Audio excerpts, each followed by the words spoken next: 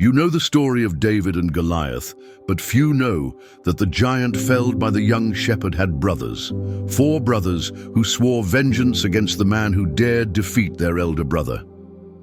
Picture the scene. After the stone lodged in Goliath's forehead, the battlefield fell silent, and the Philistines retreated in shock. But far away, in Gath, Ishbi-benob, Saph, Lami, and a 4th brother whose name isn't mentioned, but whose physical characteristics struck fear and terror into Israelite warriors, heard the sound of that fatal blow. They couldn't accept Goliath's death. They prepared retaliation plans and sharpened their weapons with one goal: to annihilate David and prove that the name of the giants could never be humiliated. Today, you'll discover how these 3 colossi emerged from the shadows, how David, now an older man marked by battles, rose to face them once more, and why this hidden story is a powerful portrait of how we can face our own inner giants. Prepare yourself to learn details that most study Bibles don't even mention, and understand why this revenge nearly became a nightmare for the people of Israel.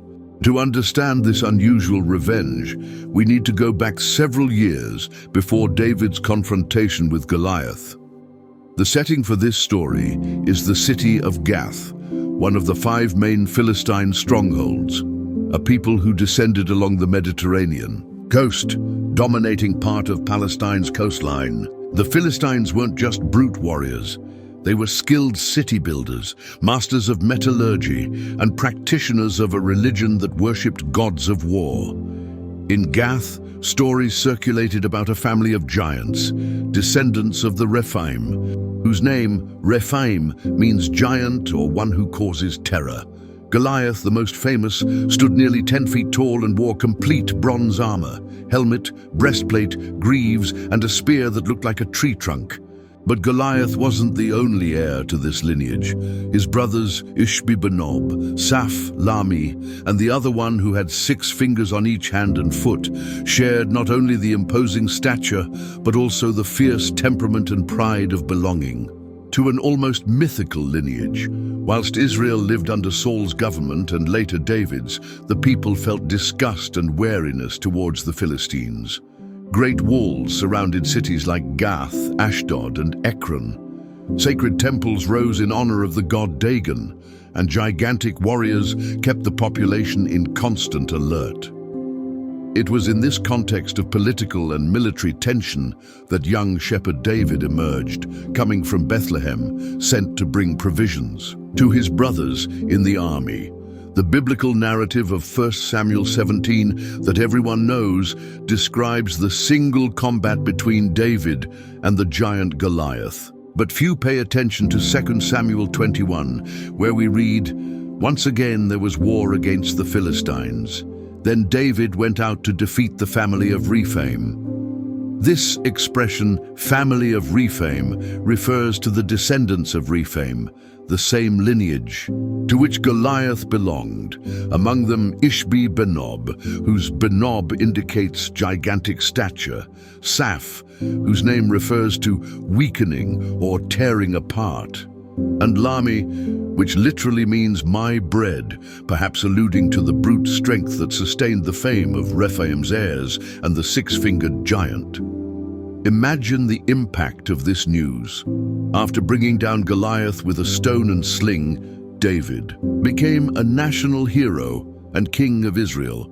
However, the traditions of Gath never forgot the humiliation suffered. Instead of mourning their brother's death, they gathered in silence, forging weapons, sharpening spears, and swearing revenge. Each of them was described as being as large and strong as Goliath, perhaps even faster and more cunning, having learned from their brother's own fate. In this context, it wasn't just personal revenge. It was a matter of honor, of keeping Gath's prestige intact and terrorizing the Israelite army again. When news reached David's palace, he was already beginning to consolidate the unified kingdom of Israel, but nothing prepared him to face, again, not 1, but 3 giants thirsting for blood. This historical setting shows that we weren't dealing with a simple duel between hero and tyrant, but a clash between peoples, cultures, and spiritual powers. On one side, the confidence of a man anointed by God. On the other, the fury of clans who saw themselves as immortal through stature and family tradition. It was a grey morning in the valley of Elah. The Israelite army was gathered on one side, and the Philistines, with their champion at the front, on the other. The air vibrated with the sound of war drums from both nations. Suddenly, a cutting silenced Goliath, a colossus of nearly 10 feet wielding a spear thick as a tree trunk, advanced to the center of the field and let out his thunderous challenge. With each word, his hatred and contempt for Israel penetrated like blades into the soldiers' hearts. David, still a boy and shepherd of sheep, watched the scene from afar. He felt in his heart that this wasn't just a duel. It was a clash between spiritual forces. Without armor, like a defenseless man, he presented himself to King Saul. His only defense would be his sling and 5 smooth stones taken from the stream. As he approached, Goliath mocked, "Do you come against me with sticks and pebbles?" But David responded with unshakable confidence, "You come against me with sword, spear, and shield, but I come in the name of the Lord of hosts." With a breath of faith, he launched the stone, and the blow was perfect. The stone found Goliath's forehead, penetrating his bronze armor. The giant staggered and fell with a crash, as if the very ground had rejected him. Goliath's fall echoed like thunder. Philistine soldiers fled in panic. The Israelites, previously terrorized, advanced with shouts of victory. David, with Goliath's blade, cut off his head. The prophecy that God would give power over enemies was fulfilled there, before. Everyone but what comes next, few tell. The battlefield calmed, and the young hero was hailed as liberator. He walked through ranks of exhausted soldiers, collecting broken armor, witnessing the general ecstasy. Each stone in the stream, each breath of faith had transformed that moment into a watershed for Israel. When the echo of victory still vibrated in the valley, rumors began reaching Gath. The giant was killed by a boy. Mockery turned to shame. The torches on the walls flickered, reigniting the ancestral hatred of Rephaim's descendants. 4 shadows stood out. Goliath's brothers, each larger and more furious than their fallen brother. This sequence of events, which many books only mention, in footnotes launched the curse that would take David, now king of Israel, back to the valley years later. It was there, amongst bones and abandoned spears, that the cry for vengeance from that lineage was reborn. And it was also there that David, now an experienced man, wore not just armor, but the firm conviction of one who already knew the power of the Almighty. And it's about this rematch that we'll speak, how Ishbi, Saph, and Lahmi rose to recover. Gath's honor and the confrontation that almost cost David his life for the second time. Ishbi-Benob, the first to emerge, was described as tall as a watchtower and so strong that a common spear would barely scratch his armor. His name carried the echo of ancient battles. Witnesses tell that he, still young, faced 10 soldiers at once and survived. Now enraged by Goliath's death, he promised to kill David with his bare hands. Soon after came Saph, whose name suggested tearing apart. If Ishbi was brute force, Saph was lethal strategy. It said he studied each of his brother's battles, understanding his strengths and weaknesses. He gathered a personal guard of Philistine deserters, men experienced in ambushes, and planned to surround David in a narrow passage with no escape. Finally appeared Lahmi, my bread, a giant whose breath was so powerful it frightened horses. Tattoos of ancient symbols revealed his priestly origin in Gath. Beyond strength, he carried rituals that, according to those fearing the god Dagon, brought supernatural protection to those of his lineage. One more brother was still lurking, and just mentioning that he was the six-fingered giant was enough to leave Israel's army in terror. Upon hearing that David was preparing to consolidate the throne in Jerusalem, the three brothers gathered. In a hidden camp beyond the hills of Hebron, they planned revenge. It wasn't just a military attack, it was a ritual of honor, a blood ceremony to restore Rephaim's glory. Meanwhile, David, now king, spent his days in state councils, governing Israel, but he received news from a messenger. Giants were approaching, marching south, leaving footprints in the mud that gleamed with steel. The court trembled. No one dared duel with these colossi. Even surrounded by officers and soldiers, David's heart trembled upon hearing each brother's name. He remembered his sling in the valley of Elah, but now the challenges were different. Not one, but three giants plotting his downfall. This imminent clash would mark the moment when faith and strategy would meet again. But how each duel unfolded, and how David, despite the odds, triumphed for the second time. In 2 Samuel 21:15-17, we have a glimpse of what's to come when David decides to face these furious and fearless giants. After years of victories, King David was no longer the young shepherd who had challenged Goliath with a sling and 5 stones. Now he carried the weight of the crown, battle scars, and the weariness of days. But the wars weren't over yet. The lands of Israel were again in conflict with the Philistines. It was as if a curse hung over David's lineage, for Goliath's spilled. Blood had awakened the fury of the giants' brothers, and the first of them would come to claim revenge, Ishbi-Benob. More than a warrior, Ishbi-Benob was a monster thirsting for blood. A direct descendant of the Rephaim, a race of ancient giants cursed since primordial times. His spear weighed more than 7 pounds of solid bronze, and he wore black armor that seemed to absorb light around it.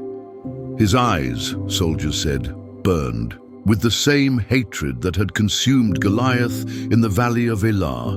Ishbi-Benob didn't fight for glory, but for revenge. He sought David's blood, and for this he marched against Israel with a single mission: to kill God's anointed. During combat against the Philistines, David, already aged, insisted on going to the front lines. His men warned him, "You are the lamp of Israel. If you're killed, the light will go out over us." But David couldn't hide. The same heart that faced Goliath drove him even now in weakness. And it was in this weakness that Ishbi-Benob saw his chance. At a moment when David was exhausted, isolated, and wounded, Ishbi-Benob found him alone on the battlefield. The giant smiled. It was the moment he had awaited for years. He raised his monstrous spear, ready to pierce the king's body as if it were a simple piece of wood. The sky darkened. Time seemed to stop. David fell to his knees. His strength was draining. Was this the end? But before the spear fell, a cry tore through the battlefield. Abishai, son of Zeruiah, David's nephew, and one of his most loyal warriors, appeared like a divine arrow. With the fury of 1,000 battles, Abishai launched himself against the giant. The combat was brutal. Ishbi-Benob roared like a beast from hell. His blows made the earth tremble. But Abishai didn't retreat. As if a supernatural anointing strengthened him, he dodged the spear, struck with his sword, and cried, "You come with strength and size, but I come in the name of the Lord of hosts." With a final blow, Abishai pierced the giant's heart, making him fall like a tree before divine wrath. The ground shook when Ishbi-Benob fell, and a sacred silence took over the field. David, fallen, looked at Abishai with tears in his eyes. He knew his life had been spared, and that the war against the giants was just beginning. The land of Gath, Philistine frontier, began whispering rumors. A new giant had emerged. His name was Saph, another descendant of the Rephaim, Goliath's brother, molded by the same ancestral hatred. But unlike Ishbi-Benob, Saph wasn't just a brutal warrior. He was a strategist, silent and patient. An assassin who liked to lurk, study the enemy, and attack when the advantage was certain. The elders of Gath said Saph was born with his eyes turned to the sky, as if challenging God himself from the cradle. He didn't just want to avenge his brother's death, he wanted to destroy Israel completely. His target was the throne, and his first mission, to kill David's most faithful men, one by one. Whilst the people of Israel breathed after Ishbi-Benob's death, Saph planned a silent massacre. David, still recovering from the previous attack, gathered his mighty men, men trained in the fire of wars, forged in faith and sword. Among them was Sibbecai the Hushathite, little spoken of in the Bible's pages, but feared by enemies. He was a natural hunter, specialist in hand-to-hand combat. Sibbecai heard about Saph and felt in his spirit that confrontation was inevitable. In Gath, the armies of Israel and the Philistines met again. The battle was bloody, but different from previous ones. Saph didn't attack like a brute, he moved like a shadow, and when he saw Sibbecai, he advanced. The duel between them was a dance between light and darkness. Saph carried a spear with a curved blade and used two smaller swords strapped to his back. His body was agile, his mind strategic. But Sibbecai carried more than skill. He carried the favor of Israel's God. When they met on the field, there were no words, only stares. Saph attacked first, with a sequence of swift cuts. Sibbecai defended and retreated. The giant was fast, and more than that, he was cruel. Low blows, attempts to wound legs and eyes, he fought like a beast without honor. But Sibbecai remained firm. At one moment, Saph wounded him in the leg. Blood gushed. Victory seemed near for the giant. But then Sibbecai fell to his knees and prayed. The enemy mocked. But it was at that instant that heaven's answer came like fire. Sibbecai rose, steadied his sword, and in a quick and precise movement dodged Saph's final charge and struck his neck with a sure turn. The giant's head fell with a dull thud. The soldiers around fell silent. Another of Goliath's brothers had fallen. And the people of Israel knew the Lord's hand was still with David and his warriors. Now we dive into the third and perhaps most controversial battle. The name of Goliath's third brother appears in 1 Chronicles 25 as Lahmi. And in 2 Samuel 21:19, there's a variation that for a long time confused scholars. But the truth is that Elhanan, one of David's mighty men, fought one of the most brutal battles in biblical history against this colossal warrior. Chronicles 25, there was war again with the Philistines. And Elhanan, the son of Jair, killed Lahmi, the brother of Goliath the Gittite, whose spear shaft was like a weaver's beam.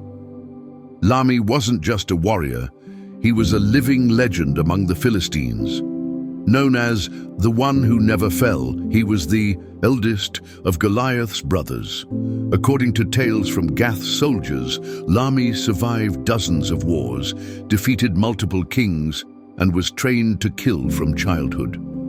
He was larger than his brothers, stronger, more relentless. He carried the same colossal spear with weaver's beam shaft, symbol of the Rephaim, but also wore reinforced armor with black plates, made with lion leather and bronze scales. And there was something more in him, a silent fury, a thirst for blood that could only be quenched with someone's death, David's. But David no longer went to wars, and who took his place was a young and promising warrior named Elhanan. Elhanan, son of Jair, was from Bethlehem, same city as David. He grew up hearing stories of the shepherd who killed Goliath with a stone and faith in God. Inspired by this trajectory, he trained from childhood with the hope of one day protecting his people as David had done. Elhanan wasn't the strongest, he wasn't the fastest, but he was known for one thing: his fearless heart and his precision with the sword. As lethal as an arrow, his blows were quick and deep. When Lami appeared on the battlefield marching against Israel, no one dared face him, but Elhanan stepped forward. The confrontation happened in Soko, a border city. Israel's army was positioned, but tension was palpable. Lami advanced alone, challenging anyone to face him. The sound of his armor clanking resonated like war drums. Elhanan entered the field. Lami smiled. Another son of Bethlehem? Don't they ever learn? The fight was a clash of generations, the old and deadly giant against the young and faithful warrior. Lami's blows were devastating. Each movement made the earth tremble. But Elhanan was agile, stalked like a lion, dodged like a wolf. For minutes that seemed like hours, the combat continued. Elhanan was wounded in the shoulder. Lami lost part of his helmet. The fight was bloody, and the sky seemed to hold its breath. Then, in a moment of distraction, Elhanan spun, fell to his knees, and with a sure movement, pierced the side of Lami's armor, exactly where protection was weakest. The giant fell, falling face first to the ground. Elhanan, bloodied, rose and shouted, "The Lord is the God of battles, and he has delivered another into Israel's hands." 2 Samuel 21:20-21. There was yet another battle at Gath, where there was a man of great stature who had 6 fingers on each hand and 6 toes on each foot, 24 in all. And he also was descended from the giants. When he defied Israel, Jonathan, the son of Shimei, David's brother, struck him down. He had no name mentioned in the Bible, only a disturbing description. He was known by the Hebrews as the son of abomination. They said his presence caused nausea, that his eyes burned like embers and his skin was thick as oxhide. But what really set him apart and made him a harbinger of terror was the number of his fingers, 6 on each hand and 6 on each foot. In that era's culture, physical deformities were often seen as marks of curse or possession, and this giant, more than any other, seemed to carry within himself the symbol of something diabolic. He was the youngest of Rephaim's descendants, the youngest yet the cruelest. He didn't seek just to kill. He enjoyed humiliating, torturing, and blaspheming against God before Israel's armies. But from among Israel's men, someone rose, a young warrior, until then unknown, Jonathan, son of Shimei, David's brother. In other words, Jonathan was David's nephew. And as David faced Goliath years before, now Jonathan would face the most terrifying creature the Philistines had ever produced. David was already old, far from battlefields, but the king's blood still ran in his nephew's veins. And when the giant insulted Israel's God and cursed Yahweh's name before the army, Jonathan couldn't contain himself. He drew his sword and, without waiting for orders, ran toward the monster. The crowd fell silent. On one side, a young warrior without renown. On the other, a beast with 6 fingers, arms like oak trunks and bloodshot eyes. The giant tried to grab Jonathan with his monstrous hands, but the Hebrew was agile. He rolled on the ground, cut one of the enemy's calves, and dodged. The monster roared, striking the ground, breaking stones and throwing dust in the air. Jonathan wounded him once, twice, 3 times. But the giant didn't fall. It was like fighting a living wall. Each of Jonathan's blows seemed to have no effect. And for a moment, Israel's army feared the worst. But then Jonathan remembered his uncle's faith. The day David defeated Goliath with a stone. Shouting the Lord's name, Jonathan leaped over the giant, drove his sword into the creature's neck and twisted the blade. The abomination fell to its knees and toppled. Silence. Then Israel's army roared in celebration. The Rephaim lineage had fallen. All of Goliath's brothers and their heirs of hatred were dead. The giants of Gath sought revenge, but they found God's justice through simple, faithful, fearless men. And this story, forgotten by many, is one of the greatest proofs that faith in God can bring down even the most insurmountable enemies. More than legends of strength and skill, this story reveals eternal principles about faith and courage. David didn't trust in his own strength, but in God's promise. 1 Samuel 17:45. When our giants arise, financial problems, broken relationships, deep fears, faith is our sling. Remember, the stone was small, but guided by faith, it pierced the invincible. David prepared himself. He chose the stones, studied the terrain, and invoked God's wisdom. In our struggles, faith without action can be ineffective. Seek direction through prayer, the Bible, and wise counsel. Even already old and tired, David rose to fight. Difficult situations sometimes make us feel old or unable, but God renews our strength. Isaiah 40:31. Those who wait on the Lord shall renew their strength. Archers supported David against Saph, showing we don't fight alone. Participate in a community, share your battles, and receive spiritual support. Each victory shaped David, preparing him for greater responsibilities. Our journey with God isn't just about winning, but growing in character, humility, and empathy.